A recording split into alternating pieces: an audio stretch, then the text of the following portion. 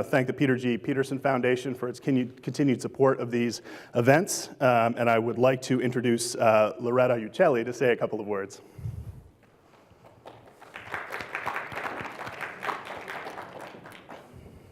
Thank you, Ben, and good morning, everyone. The Peter G. Peterson Foundation is proud to support this morning's discussion. We are a nonpartisan foundation whose mission is to increase awareness and accelerate action on the nation's fiscal and economic challenges. One part of our mission is to facilitate discussions like this with leaders like Gene Sperling, who have been at the helm of the nation's fiscal and economic policy for decades. I worked with Gene in the Clinton White House, and so this is the first time in a long while that I've had the pleasure of listening to him in a morning briefing. I'm very much looking forward to this morning's discussion, and I hope you are too. Thank you. Thank you, Loretta. Let's not waste any more time and introduce the Director of the National Economic Council, Gene Sperling.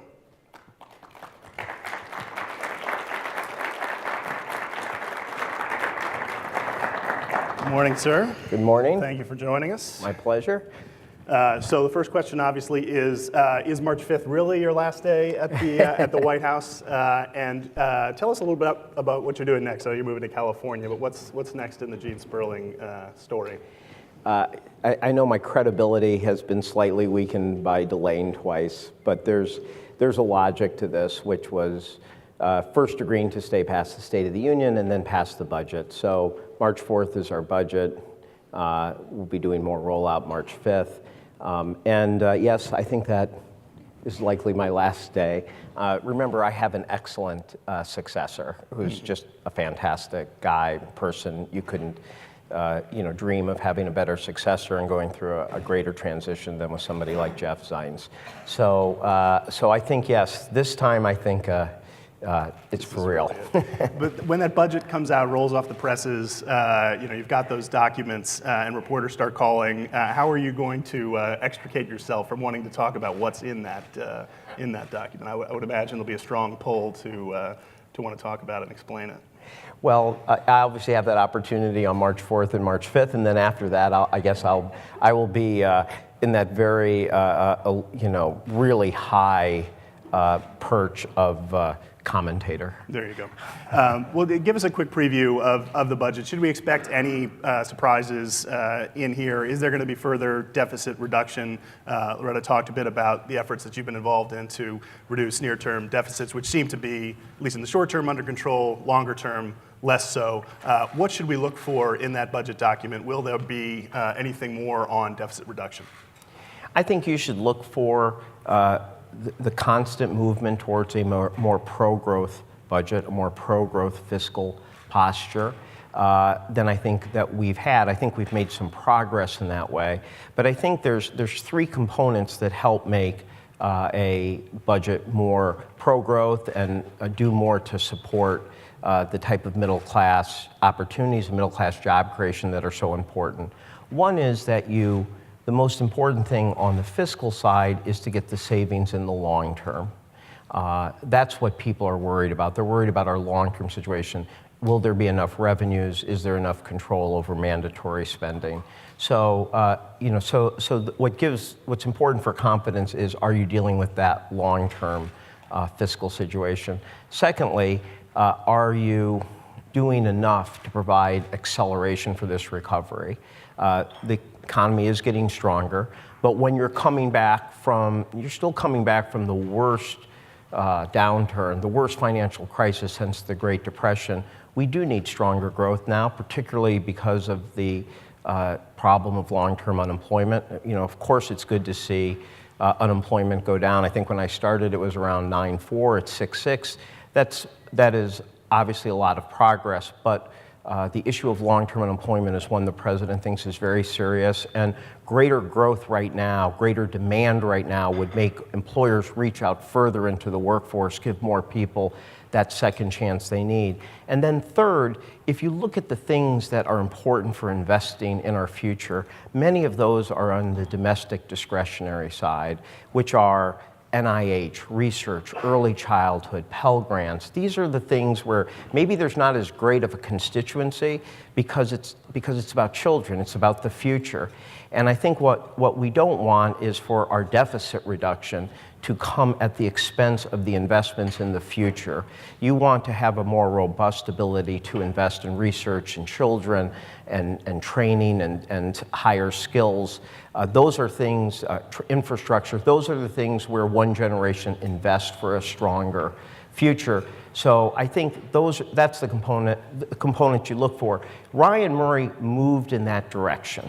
It had savings that did more in the long term, but it relieved some of the drag on the economy now and created more room for investments going forward. So I think that what you'll see in our budget is more of a move to be more pro-growth and to change the composition of deficit reduction so that we do allow more investment in the future, in education, in training, in the middle class, and that our savings are more directed towards the long term, and that they are a responsible mix of revenues and sensible mandatory savings.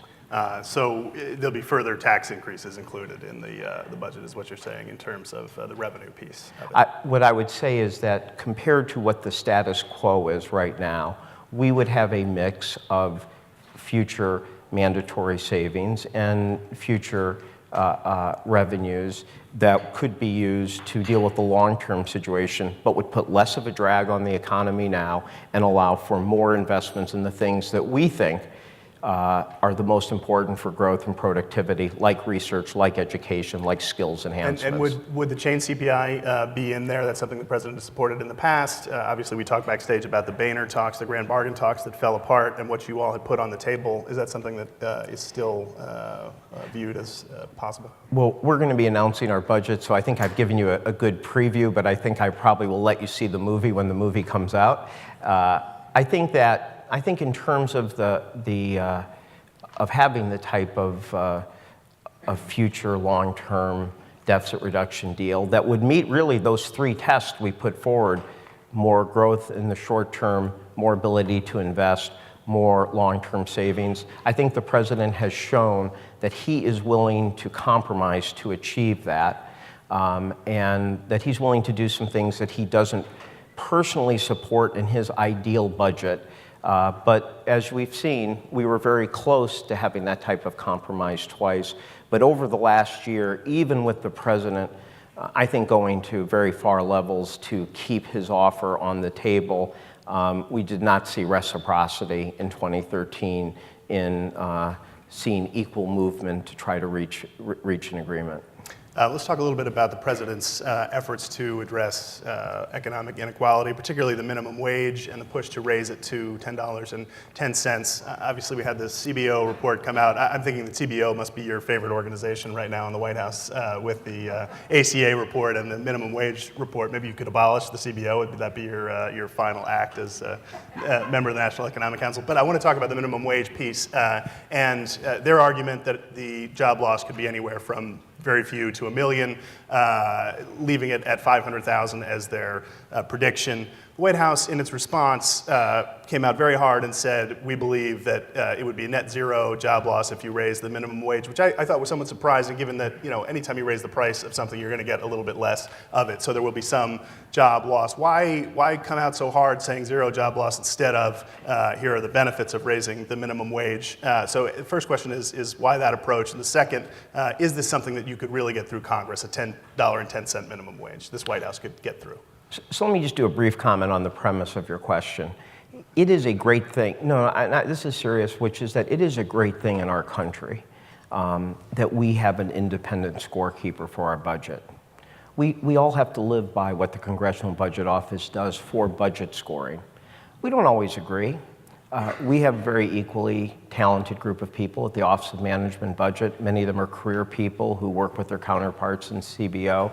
So just to be serious for a second, the fact that we as a country have an independent scorekeeper that we abide by for budget rules is, I think, very important for the integrity of the budget. I don't think that means that people of good faith who have honorable policy disagreements can't express them in ways that are real debates about real policy issues. The first issue on the Affordable Care Act, we were really not debating them. We were actually joining them and explaining that their report simply showed that people would have more choices and not that it would that would lead to, people being fired or losing jobs. So we were actually both together explaining something in the report.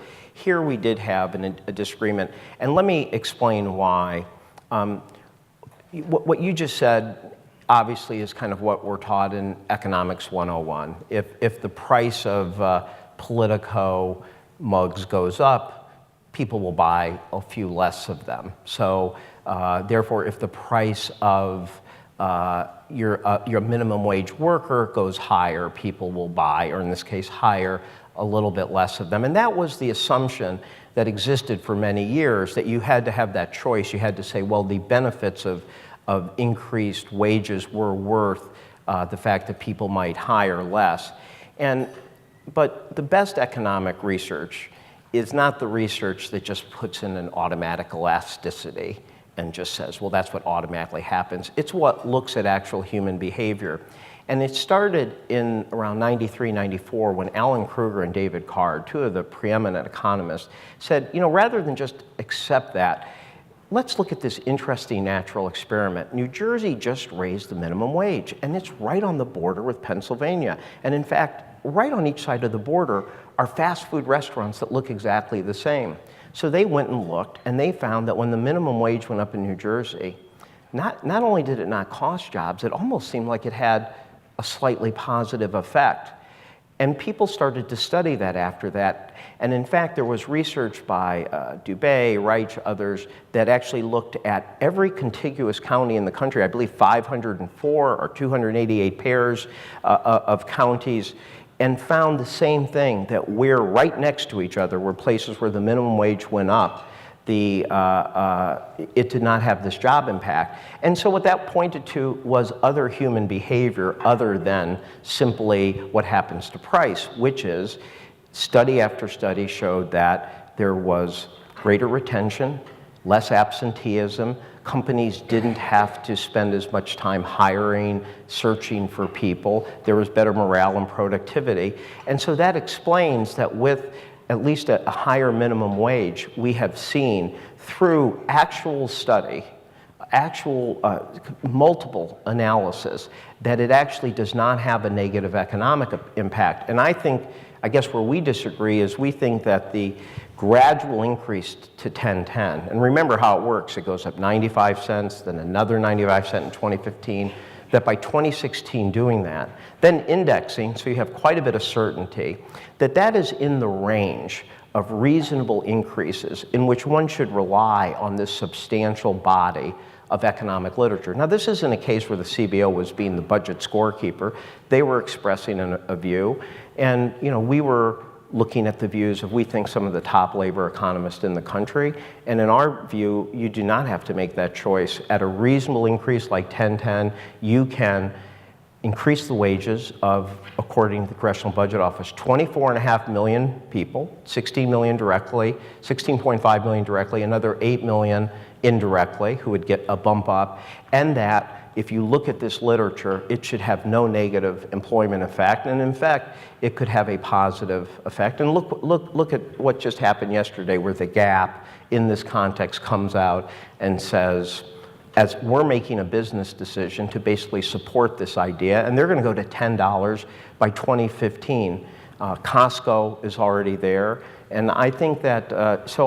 We feel that having a respectful disagreement based on the literature is appropriate, and in this case, we believe that is right, and we believe the right analysis is that the minimum wage will lift wages, lift people out of poverty, help both people making sure that basic value, that if you work full-time, that you don't raise your children in poverty, but that also for middle-class families who are sending back another spouse to work extra to help support them, that it's helpful there as well. And so we believe you can do that and not have any negative impact on jobs at a reasonable level. On the politics, or the legislation, we'll have to see.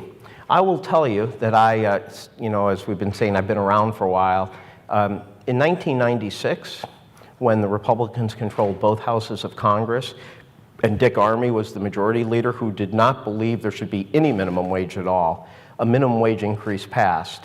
And I think it was because there is such a strong value in the American culture, American value system, that someone who works full-time should have a degree of dignity, that somebody who works full-time should be able to raise their children, that somebody who works full-time should not have to raise their children in poverty, that it cuts across the entire political spectrum. So I think people are going to have to think very, very hard before they say no to a raise for 24.5 million people in 2014. So I know most people aren't betting on it, but we'll see. In terms of the level, the 1010 level, it occurs to me that obviously if you're going to hope for legislation, and that would probably be the result of some negotiation, you start high at 1010 and then hope to wind up at a lower dollar level for the increase. Was there thought given to that let's propose this and we'll ultimately compromise at $9 or $9.25? Or? Well, I think that there were, I think you can't say there's a particular magic number. I think that by going to 1010, though, gradually like that, you do reach a lot more people. We did, as you know, consider going at a lower level at $9 initially, but I think as we did the analysis, we really found that we were unnecessarily leaving off probably another 10 million people who we felt could get raised gradually and could do so without a negative job impact. But I'll give a reason why I think businesses should support this. I think if you were to just go to $9, obviously it's better than $7.25, but I don't think anybody would feel like, well, our work is done. You would still be looking and saying the minimum wage is too low. There would still be a big movement to increase it after that. Here, you do a pretty serious correction over 3 years, and then you index it.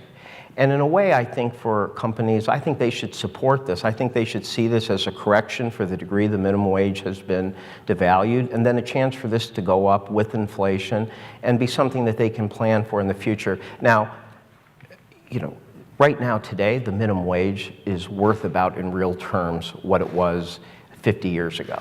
Now imagine 50 years ago in '64 having a debate and somebody saying, really, we can't afford as a country to have a higher real minimum wage than we did before World War I.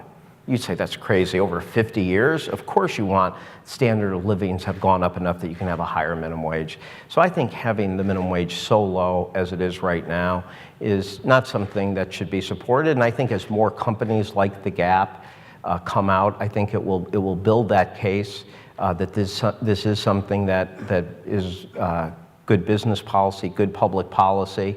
And I think if you went to 1010, that's a significant enough increase that with indexing, you could take this issue off the table and give more certainty to businesses and workers going forward. I want to switch to healthcare and your dispute with the CBO on the ACA, and you say it was just a matter of explaining that it wasn't job loss, but the reduction in full-time employees based on choices they would have, workers would have under the Affordable Care Act. And I think a lot of the criticism came from conservative commentators who argue with the notion of giving a disincentive to work, allowing someone to make what could be a good lifestyle choice, take care of kids, take care of an aging parent, but doing that with the support of taxpayers. And I wanted to just read a quote from Clive Crook, who described it this way in the National Journal. He said, "As a taxpayer, I'm more than happy to finance a subsidy that guarantees access to decent health care for all. I'm not so happy to subsidize your early retirement or improved work-life balance.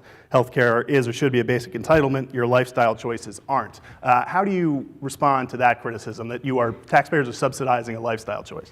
Well, I think he should be aiming far beyond the ACA. I mean, look at K through 12 education.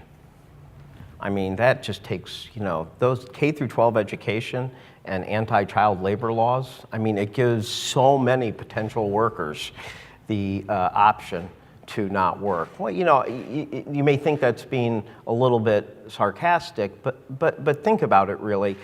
As you're an advanced society, you make certain elements that give people ability to have a certain quality of life. Social Security allows people to retire with dignity, 65, 70 years old, or to partially retire. You could make the same criticism he is making of Social Security. That's a retirement program. This isn't a retirement program. Well, it gives people the choice. Not everybody takes it, but it gives people more of the choice. And I don't find it as serious of a critique, because obviously you could have a far more generous program that pays for everybody's health care, right? And then you wouldn't ever have a disincentive. But then you'd have this huge expansion. So the fact is that when we give people tax relief or assistance, we try to target it well, and then you try to phase it out. I don't personally, believe that people make as many choices, again, in the way the technical economists do. I'll give you an example on the Earned Income Tax Credit. The Earned Income Tax Credit, if you ask something I feel probably most proud of over my 21 years is how much the Earned Income Tax Credit has been expanded at various times. So this is a very meaningful assistance for a lot of families who are some of the most hard-pressed in our country. People make $18,000, $19,000 a year, are raising children, where the cost of going to work often takes up a huge amount of their income. Very people really struggling. And the Earned Income Tax Credit gives them significant support, and it has a lot of support, but it does phase out. Now, you could keep that for everyone, and then you'd say, well, that costs too much. So the reasonable thing is to phase it out. Now, some people would say, well, that means that somebody's going to work less hard as they get to 25 or 30,000. But again, when you actually look at real life human behavior, it doesn't turn out to be the case. Most of those people desperately want to do better for their families. So I don't necessarily believe that there are so many people sitting with their calculators and saying, oh my goodness, the Earned Income Tax Credit or my Affordable Care Act subsidy is going to, phase out at this little amount, so therefore I'm going to, make all these very subtle and precise choices. Again, I think the best economic research is where people look at actual behavior. And I think in the Earned Income Tax Credit, they found that people don't make those kind of precise trade-offs because they're not just acting like these purely rational economic actors with 100% information. They're real live parents who are struggling to provide security for their family, and they're going to keep working harder and looking to do well because they want to do better for themselves and their family. Now, what I do think in the Affordable Care Act is that there are a lot of people who I think may be working more than they would like to for their family situation because they have a pre-existing condition or their child does, and they're very worried about that. I think that is a type of job lock. I think it's a type of entrepreneurial lock where people who have a child who has a pre-existing condition or a spouse are often afraid to go move to a place for a new job. They're often afraid to go start their own business because they're worried that if they do, they'll never be able to get health care again. And then there's people who can't get affordable health care, and they're working very hard because they're to save money or because they're scared. I think those kind of more basic choices is what's wrong with our current system and so unacceptable with the status quo. So I think that it probably does make sense that if you take away those barriers to health care and protect people more on pre-existing conditions, that you're going to get some people who say, I am working more than I want to, not so I can necessarily, because I want to be there to pick my kids up from school. And now that we know we have affordable health care, or now I know that we don't have to worry that if we lose it and we have a child with a pre-existing condition, we're going to have a huge amount of savings, I may work a little less. And I think, to quote Doug Elbendorf, he made a very good human distinction. He said you have to look at certain things where somebody says, "Oh, I'm sorry," like I got my hours cut back. You say, "Oh, I'm sorry," where somebody says, "Oh, I was able to pull back a little and take care more take care of my family more as I'd like, and people say, that's great. And I think what they were saying and we were saying is that this was largely in the category where people would say, that's good for you.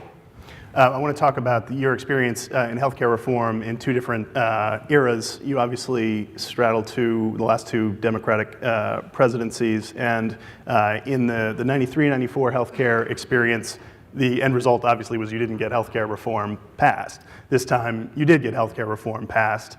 The price of that, again, was the loss of the House of Representatives, and the future of the Affordable Care Act is not secure at this point. Should a Republican win the White House in 2016, conventional wisdom is there will be very strong efforts to repeal the Affordable Care Act. Do you, given both of those experiences, are there things you would have done differently this time in passing healthcare reform?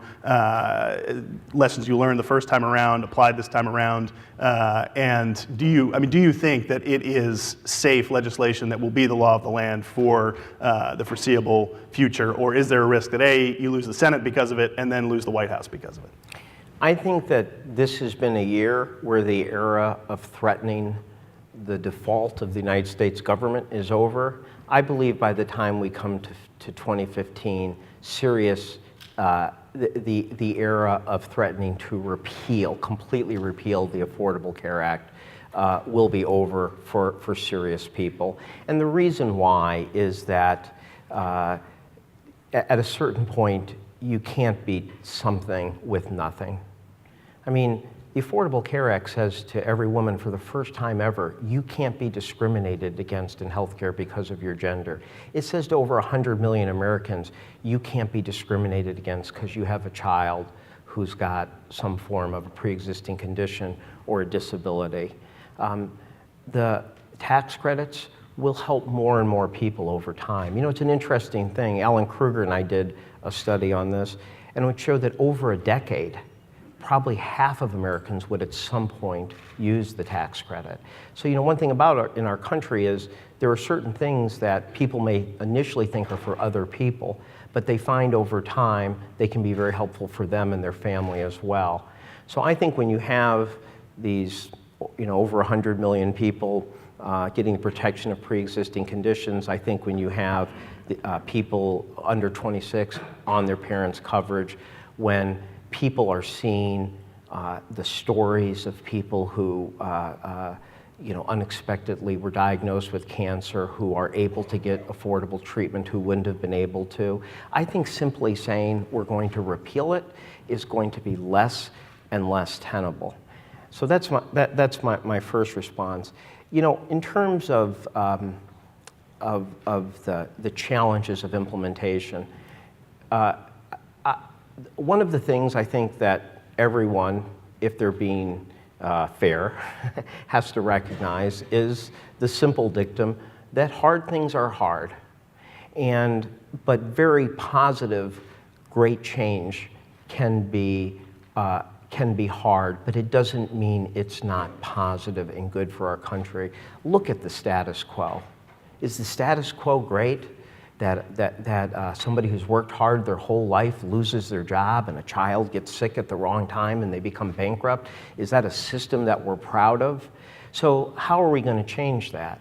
Now, a lot of the criticisms of the Affordable Care Act has been that while it does all this good for tens and tens of millions of people, there is occasional disruption somewhere. So the administration tries to listen to that and then make reasonable transition changes. That's what you would do in any type of major reform that's positive for your country. There would be transition challenges and you try to smooth them out as much as possible. But that doesn't mean that it's flawed. That just means that it's significant and affects a lot of people.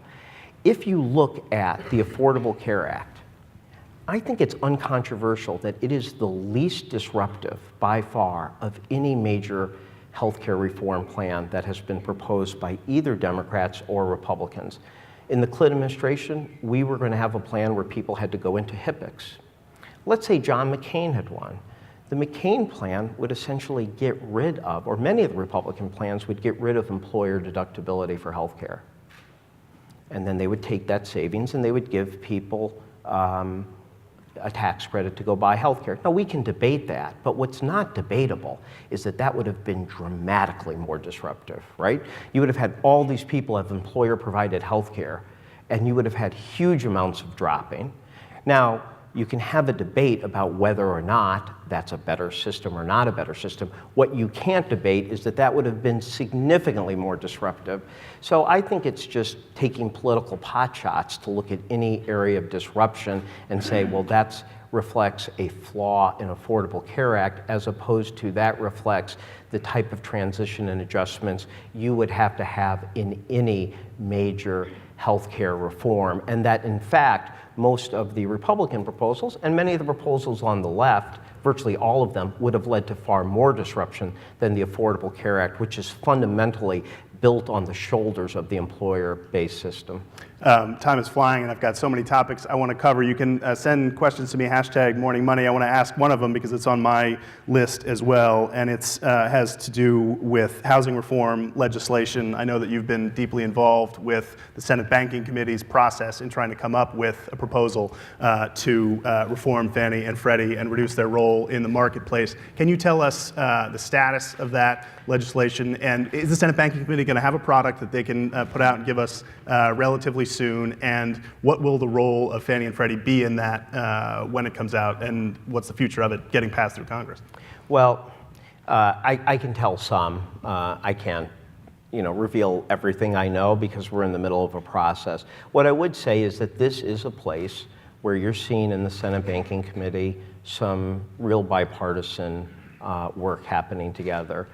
It happened initially at the with Senator Corker and Senator Warner pulling together people, and that provided a good start. Ultimately, for something to happen, you need an equal amount of leadership and bipartisanship from the chairman of the Banking Committee, Chairman Johnson, and the ranking member, Senator Crapo. And I think they, together with the Chief of Staff, Charles Yee, and others, have really been working very well together. And I think that Chairman Johnson and Ranking Senator Crapo deserve a lot of credit for their effort to now, try to pull things together.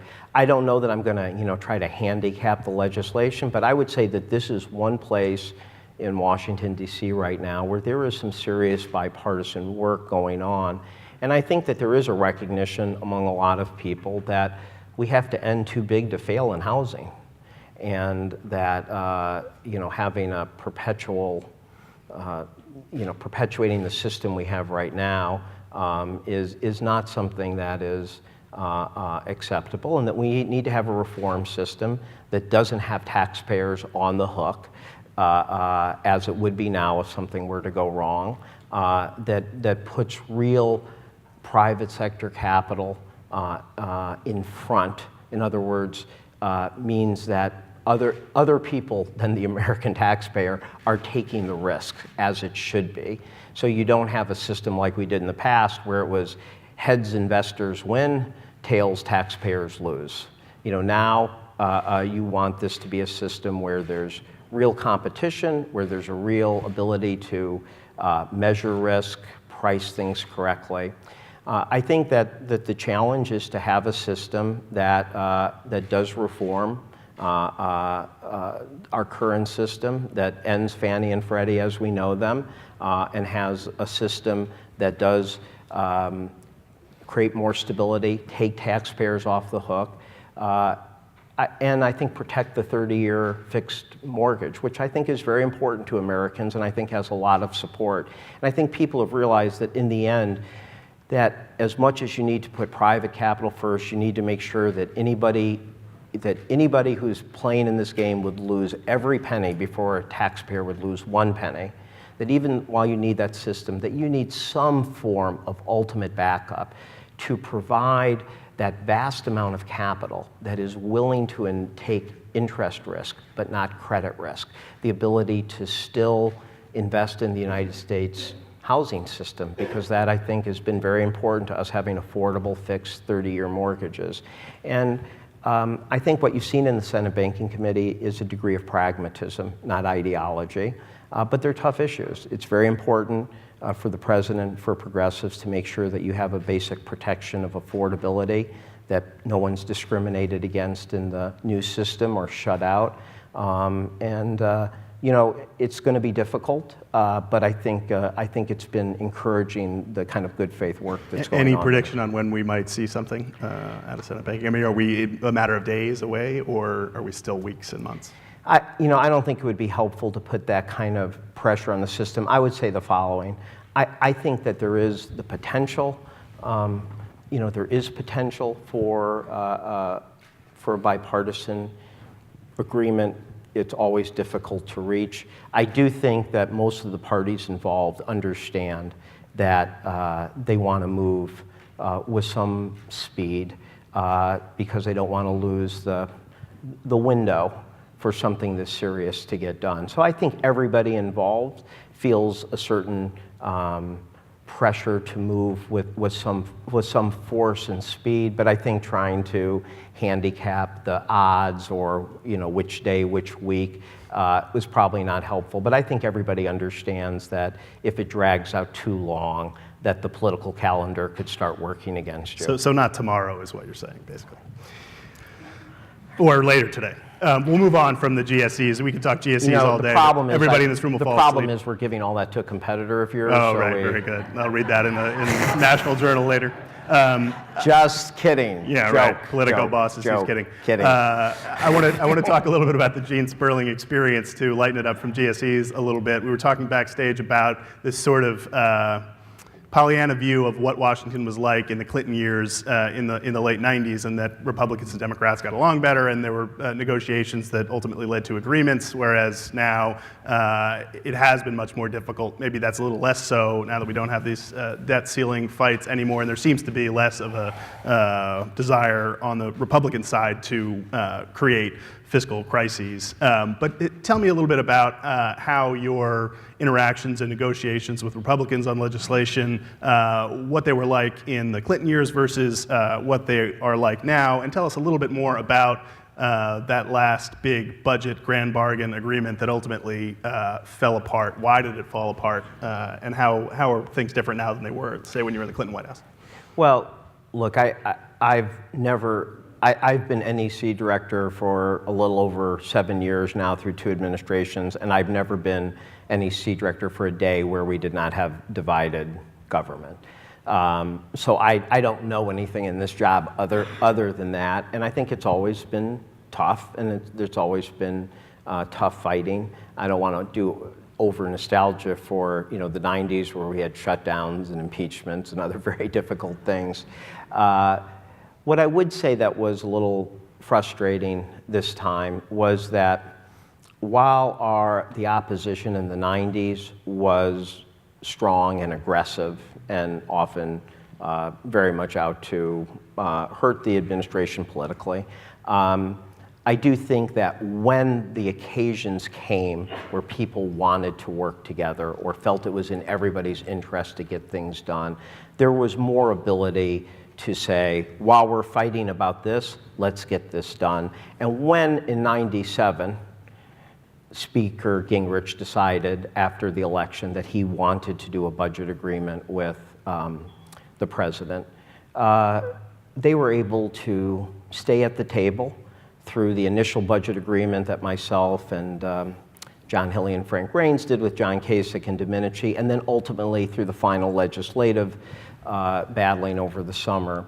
And I think, and I say this with some sympathy as opposed to accusation to the speaker, which is that I think it was hard for him to stay at the table.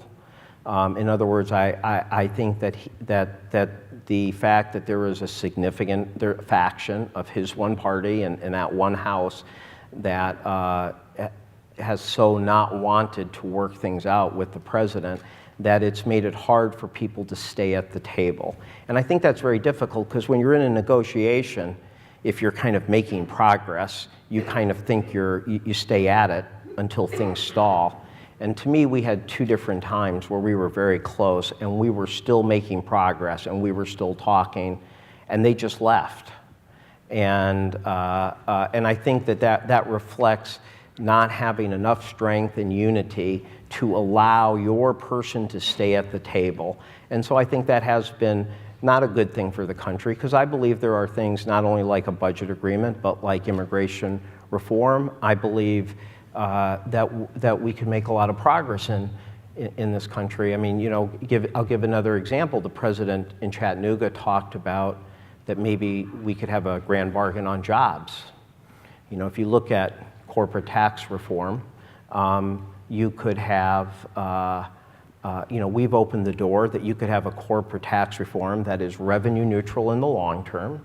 It would reduce a certain amount of tax expenditures, loopholes, lower rates, be revenue neutral, but virtually any corporate tax reform or business tax reform has one-time transition revenues. So in the short term, you could use that to foster a major infrastructure modernization. You talk to most businesses and job creators in this country, they would think the idea that we could do something that lowered rates, encouraged job creation in the United States, was revenue neutral, but also dealt with what they think is one of the other really compelling issues, which is the need for infrastructure modernization. I think they would think that was an excellent agreement. So here we have a situation where the president's putting something on the table that you could see the political logic of why people might come together and agree on it. You would probably have overwhelming business support, and yet you know, you really haven't seen much of a nibble Right. from them. Although I noticed that Politico reported today, I think, that Dave Camp is going to come out with some tax reform proposals next week, presumably with a lower rate, and I doubt with the infrastructure spending that you want. But you know, he's pushing forward. Folks are pushing forward on the proposals, but you don't think there's much of a chance for that to happen, for there to be a bipartisan agreement that includes a lower corporate rate and perhaps some of the investments that you're talking about.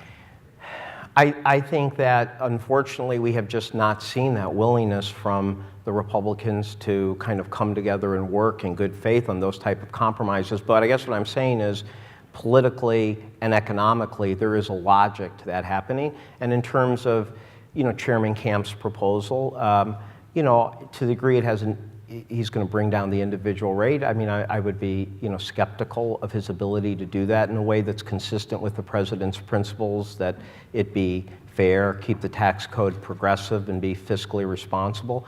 But we'll take a look. You know, we'll take a serious look at any time somebody puts a serious proposal. And what the president said in his proposal is that we should be trying to do things in a way that encourages more incentive for job location here.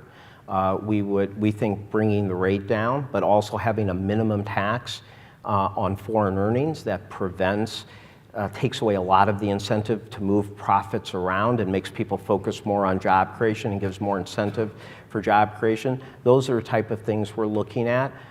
We're going to look a lot on whether it does encourage location in the United States. It's one of the reasons why we still support having an R&E tax credit, even in a tax reform, because that's something that very much does encourage high value-added job production in the United States. But we'll take a look. But I think the principles the president put out, which is that you have a minimum foreign earning tax, you could lower the rate in a revenue neutral way, and that you could use some of the temporary revenues over the next 10 years to do infrastructure, is exactly the kind of grand bargain on jobs that should happen. But the president, as you saw what the president did in the State of the Union, is we are going to be focusing very much on the things we can get done.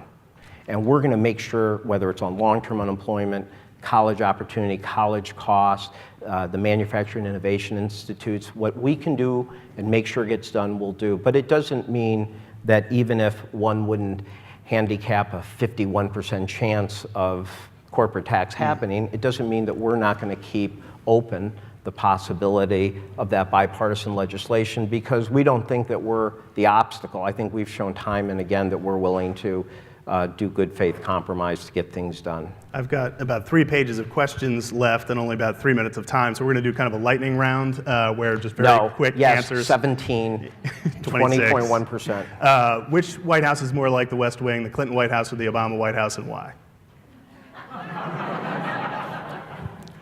Well, I'll tell you the one thing. You have 30 seconds. Okay. when we were going through the absolute craziness of the first 6 months during the financial crisis, I was in the Oval with the president at one point, and he says, "Is it always like this?" And I said to him, well, you know, people used to ask me when I was a consultant on the West Wing, was that like the real White House? And I said, well, kind of, except that in real life, things happen in 9 months and they condense it to an hour. And I said, during this financial crisis, that's what it feels like too. Yeah. If Hillary Clinton were to get the nomination and win the White House, would there be a Gene Sperling 3 in the White House? Would you come back to the NEC? Would you? Who knows what you would do? But would you serve under a Hillary Clinton administration? You know, right now I'm more focused on what my flight to LA will be after I leave than what's going to happen in the next few years. Obviously, I would always be loyal and supportive of President Clinton and Hillary Clinton, but boy, that's a long ways off. And I wanted just a couple of quick, more wonky questions before we go. You have a patent reform event later today where you're going to talk about some of the things the administration can do. But isn't this an issue on patent reform that needs to come off of Capitol Hill to do anything real in terms of the patent troll problem? You know, yes. Again, we're trying to do what we can administratively. Today, Secretary Pritzker and I will talk about some of the administrative actions. They'll be on things like how we can give more information to, you know, Main Street small businesses, end users, to make sure they're not, you know, being taken advantage of or settling because they're being threatened for bogus cases. We're going to talk about things like ensuring there's enough transparency so patent trolls can't use complicated corporate forms to hide what they're doing. But yes, the patent troll issue needs legislation. And I'll say that this is another area where I do think there's been some good faith work. I think when we put out our proposal, the president did, you actually saw somewhat positive comments from both Chairman Leahy and Chairman Goodlatte. You know, we may not agree with exactly what's in the Goodlatte bill that came out of the House. There's some things we would change, but it was a good faith effort, and we said positive things about it. I think right now you really have probably two pretty big issues, which are the fee shifting and the business covered practices. And I think our view is that these don't have to be black and white issues, that these are things reasonable people can work out. And so we're going to keep working with both Democrats and Republicans in both the House and Senate. And I think this is a place where we should have some optimism. Patent troll litigation has not been going up steady. It's gone up like a hockey stick in the last couple of years. And when I talk to people, they talk about having to have dealt with this once every 3 months, then once every 3 weeks, and now 3 times a week. And this is what is taking the time and energy of our greatest innovators and greatest companies. But it really bothers me to see somebody who's, you know, not involved in all of this. They just bought. They're using some, you know, standard technology in a small business, and they feel compelled and coerced and harassed to spend $10,000 to settle a bogus case. And I think when that patent troll issue starts hitting Main Street small businesses, that should be really disturbing to us. So this is one time we can come together and say, let's be for innovation over costly litigation. And again, I think there's pragmatic ways to work things out. Obviously, you know, I think we just have to look at this separately. I think there's compromises on fee shifting that will not have any effect or precedent for us on larger tort reform. But if you look in this case, there's, again, I think in both of the areas that are outstanding, there's honorable differences, but I think there should be a sweet spot for bipartisan legislation. We've got to let you go in a second, but I need to ask you about the economy before we go. You are the National Economic Council Director, and we've seen a lot of mixed data lately. Jobs numbers have been fairly soft. Some of the other data has been coming in weak. Housing has slowed down a little bit. In your view, are we at another spring swoon moment in the economy where we're going to see it decelerate again this year, or should we be hopeful for the rest of the year that we've just had a really crummy winter and everything's going to be better as the spring comes around? You know, I think a lot of people are in the same place, which is I think they look at the fundamentals and they see a certain amount of momentum. I think the fact that it looks like we won't have the self-inflicted wound of a threat of a default or a government shutdown will be good for certainty. I think that obviously, I think many people saw good enough news about the longer term that it affected policies at the Fed, affected other people's transactions. Those weren't on temporary little things. Those were about pretty solid underlying trends. So I think it's most likely that a lot of what we've seen has been more weather related. But I think, we all have a responsibility to look. I think everybody is trying to figure out how much was weather related. But I would still be, I would be cautiously optimistic that the general notion that there are positive trends in the economy, even during this period, we've seen unemployment rate at 6.6%. The last jobs number was obviously not as good as we'd like, but it was projected to be 180,000, and private sector-wise, it was 143,000. The other thing is to look at what's happening at the state and local level. If you want to ask what's frustrating to us or the president, is when you look and you see that under our administration, during this recovery, we've lost about 677,000 government, state, and local jobs. So, President asked one day, well, what if state and local jobs had the same growth as they did in the past recoveries? Unemployment would be about 5.8% right now.